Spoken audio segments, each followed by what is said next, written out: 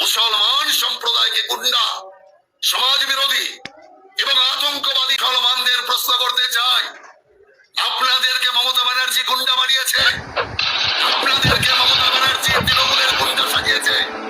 মমতা ব্যানার্জি বলছে আপনারা নাকি 1 সেকেন্ডে ঘিরে ফেলে হিন্দুদের শেষ করে দিতে পারে। তার মানে মুসলমান গুন্ডা কে বলছে? মমতা ব্যানার্জি বলছে। যে আল্লাহ আল্লাহ করে সারা জীবন চলেছে, এখন বেকায়দায় পড়ে সেই মুসলমানকে সন্ত্রাসবাদী, মুসলমানকে খুনি, মুসলমানকে গুন্ডা, 1 সেকেন্ডে ধর্মের লোককে শেষ করে দেওয়া, এই জাতীয় খুনি বানানোর কাজ মমতা ব্যানার্জি করছে। ঘোষণা করার জন্য মুসলমান সমাজও এর যোগ্য উত্তর দেবে আগামী নির্বাচনে।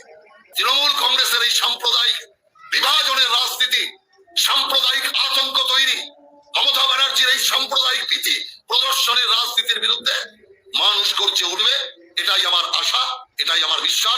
উৎখাত করুন। সারা দেশে বিজেপির শাসনে অনেকগুলি রাজ্য রয়েছে, সেখানে অনেক বেশি মুসলিম থাকে বাংলার তুলনায়। সেখানে কিন্তু কোনো মুসলিম বাড়ি থেকে বিতাড়িত নয়। আপনাদের বোঝার টাইম এসেছে। এখনও সময় থাকতে সময়ের মূল্য দিন। এই সময় চলে গেলে হয়তো আর এই সময় ফিরে পাওয়া যাবে না।